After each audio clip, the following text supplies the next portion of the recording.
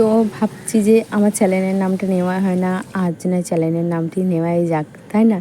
জয়ী family blog, আমি জয়ন্তী। আমার ছোট্ট পরিবারে তোমাদের অনেক ভালোবাসা। তোমরা কেমন আছো আমাকে অবশ্যই জানিও। আমি আছি, মানে যেভাবে চলো সেভাবে আছি। ভাবলাম যে আজকে রাত থেকে নাই শুরু করা যাক। প্রতিবার তো সেই সকাল আর দুপুর থেকে শুরু করা যায়, তো আজ রাত থেকেই শুরু করছি। হ্যাঁ, সকালবেলা অবশ্যই আসবো, কারণ সকাল থেকেই শুরু হবে যেটা আসল দিন আমাদের যে জীবনযাত্রা, তো সেটা সকাল থেকেই শুরু হবে। তো চলো সকাল সকাল চলে আসে, আর বাকি টুকিটাকি যে কাজগুলো আছে সেগুলো সেরে নিই। অগোছালো হয়ে পড়ে রয়েছে, কিছু নাইটি কেচেছিলাম যেটা রাত্রে আমি রেখে দিয়েছিলাম। বিকেলবেলা গিয়ে, বিকেলে না ঠিক সন্ধ্যের আগে গিয়ে মেলা হয়েছিল, মনেই ছিল না। তো জায়গাটা গুছিয়ে নিলাম সুন্দর করে। আর পেপার ইচ্ছে করে আর দিইনি, পেপার আর দেবো না। পেপার দিলে মনে হচ্ছে বেশি নোংরা হচ্ছে, আর পেপার না দেওয়াই বেশি, একদম কাপড় দিয়ে টেনে নিয়েছি, পরিষ্কার পরিচ্ছন্ন হয়ে যাচ্ছে। গুড আফটারনুন বলছি। এখানে লেবু দেখো চিপে রেখেছি, এর মধ্যে তেল মিক্সড করব আর দেবো মাথাতে। টক দই আনতে ভুলে গেলাম, দোকান গেছিলাম, শ্যাম্পু নিয়ে আসলাম, কুমড়ো আনলাম, তারপরে পটল আনলাম। তো যাই হোক, দইটা ভুলে গেলাম। যখন উপরে উঠে গেছি তখন মনে পড়েছে দইয়ের কথা, নিচে থাকতেও মনে পড়লেও না, একটু পা ঘুরিয়ে যাওয়া যেত। যাই হোক, এই যে এখানে দিয়ে দিয়েছি মটরের ডাল আর হলো কুমড়ো সেদ্ধ জলের জন্যে। টাকার মধ্যে কোনো কিছুই দেবো না, কাঁচা লঙ্কা এখন দিচ্ছি না, কাঁচা লঙ্কাটা পরে দিচ্ছি। চলো এটা আটকে নিই। ছোট্ট পরিবারে তোমাদের অনেক ভালোবাসা। মাথা ওটা হয়ে যাক, আমি ততক্ষণ একটু মাথাতে তেল আর লেবুর রসটা দিয়ে দিই। প্রচণ্ড পরিমাণে খুশকি ঠিক বলবো না কি নোংরা বলবো বুঝতে পারছি না। মাথা যে খুব একটা চুলকাচ্ছে সেটাও নেই, খুব একটা বলতে চুল কোনো ভাবটাই নেই, কিন্তু যখন ধরো চুল করছে, এবার দিচ্ছি কিনা আবার সাদা সাদা নোংরা খুশকির মতো উঠছে।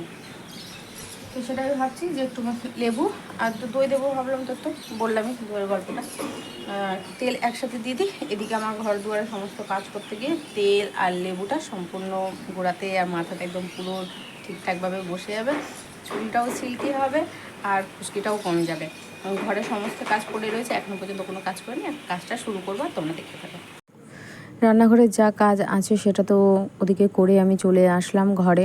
এই সকাল সকাল ঘুম থেকে উঠলে কি হয় জানো তো, এই সমস্ত কাজ কর্ম সেরে না সব কিছুই তাড়াতাড়ি হয়ে যায়।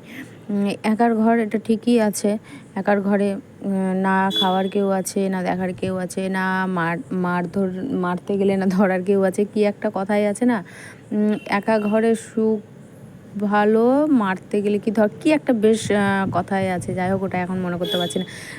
আমার একটা খারাপ জিনিস আছে, যখন তোমাদেরকে ভালো কিছু বলতে চাই তখন আমার মনে পড়ে না, যেই সম্পূর্ণ শেষ হয়ে যাবে তখন, মানে এডিট কমপ্লিট হয়ে যাবে, এক্সপোর্টেও বসিয়ে দেবো, তখন আমার কথাগুলো মনে পড়ে। এই একটা বাজে জিনিস। তো যাই হোক, টিভিটা নেই বলে সময়টা ঠিকঠাকভাবে পার হয় না, একটু বোরিং লাগে। ফোনটা না 24 ঘন্টা দেখা যায় না, ভীষণভাবে মাথা যন্ত্রণা করে।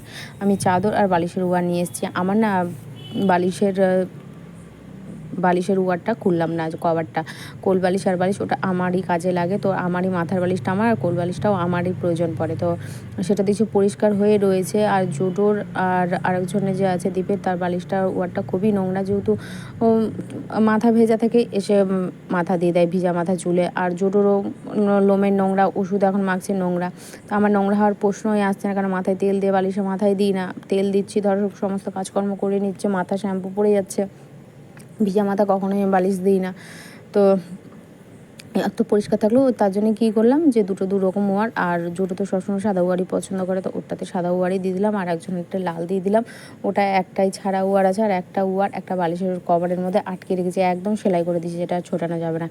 তো তিনজনের তিনটে বালিশ, হ্যাঁ তিনজন তিন দিকে। জানলাটা লাগিয়ে দিলাম এই কারণে যে ওদের পুরো সম্পূর্ণ জানলাটা খুলে, ওদের শেডের কাজ চলছে, তো আমার জানলাটা খোলা থাকলে সমস্ত কিছু এপাতে কোপা দেখা যাবে না। আমার রান্নাঘরটাও এদিকে জানলাটা খোলা থাকলে আমার রান্নাঘরটাও দেখা যায়, তার জন্য বন্ধই রাখলাম। বিকেলের দিকে, বিকেল তো ঠিক নয়, রাত্রের দিকে খোলা রাখবো, কারণ ঘরের লাইটটা বন্ধই থাকে, রাত্রে অসুবিধা হবে না। চাল তো ধোয়া হয়ে গেছে, দেখিয়েছি কিনা মনে করতে পারছি না। চাল অনেকক্ষণ আগে ভিজানো হয়েছে। এখানে সর্ষে করব, পটল সর্ষে। এখানে একটাই আলু ছিল আর দুটো ছোটো ছোটো পটল দিয়ে একটু ভাজা করে, ডালের সাথে ভাজা না হলে ভালো লাগে না। পাঁপড় ছিল, কিন্তু এই পাঁপড়টা আমার মন মতো না, আমার ভালো লাগবে পাঁপড়টা। বেসনের পাঁপড়, ডালের পাঁপড় খেতে ভালো লাগে, ওটা না বেসনের পাঁপড় আছে, টেস্ট নয়, মুখে দেওয়া মাত্র যেন কেমনই হয়ে যাচ্ছে, ভালো লাগছে না পাঁপড়টা। তাও খেয়ে শেষ করতে হবে, ঘরে রেখে তো নষ্ট করলে হবে না।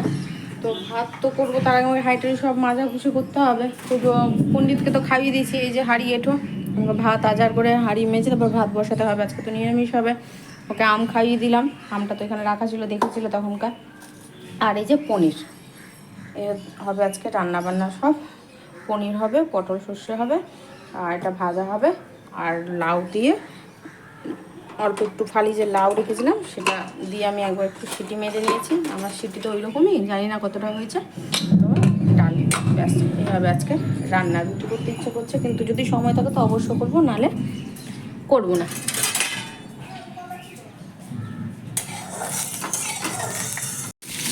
ভাজা কমপ্লিট, আর এখানে পটলটা বসিয়ে দিলাম।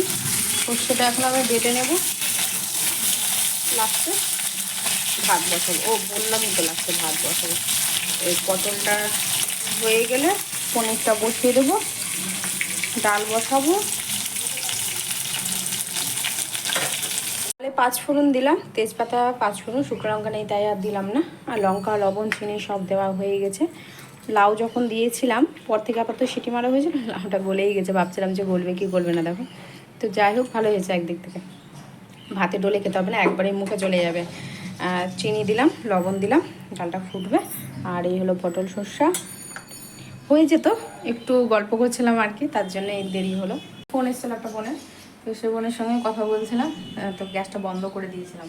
এবার কথা বলার মাঝে কিছু করতে না ভালো লাগে না, একটু এক জায়গাতে দাঁড়িয়ে কথা বলা, হেঁটে হেঁটে কথা বলা ভীষণ ভালো লাগবে। আর মাথাতে তো তেল আর লেবু দেওয়া হয়েছে, তো ভালো হলো, অনেকক্ষণ ধরে থাকলো। তো ডালটা তো বেশি হতে সময় লাগবে না, পনিরও বেশি হতে সময় লাগবে না, কেননা পনিরে তেমনভাবে কোনো কিছু তোমার জাস্ট একটু ভাজা মশলা ফেলবো, তাই হয়ে যাবে। আর ভাত রয়েছে, ভাত।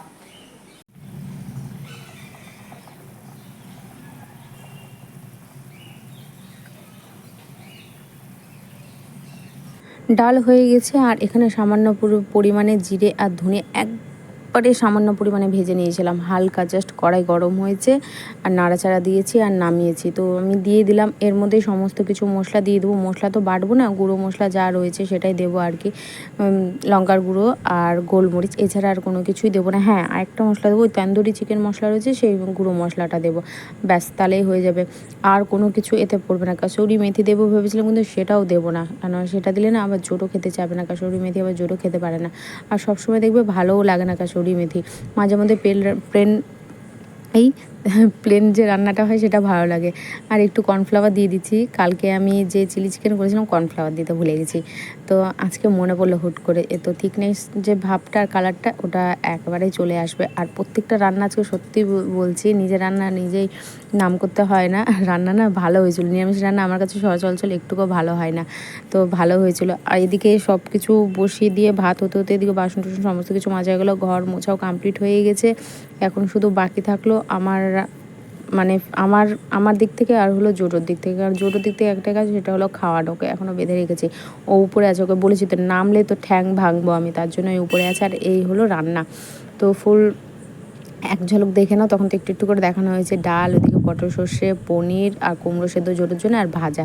কোনো কিছু রাখার উপায় নেই। কুমড়োটা রেখেছি একটু আলো বাতাসে, সেটাতেও পিঁপড়ে লেগে গেছে। তাহলে কোন জিনিসটা রেখে শান্তি পাওয়া যাবে বলো? এই পিঁপড়ের অত্যাচার থেকে কি করে রক্ষা পাবো? আমি আসল জায়গাও দেখতে পাচ্ছি না সেখানে যে হলুদ দিয়ে রাখবো।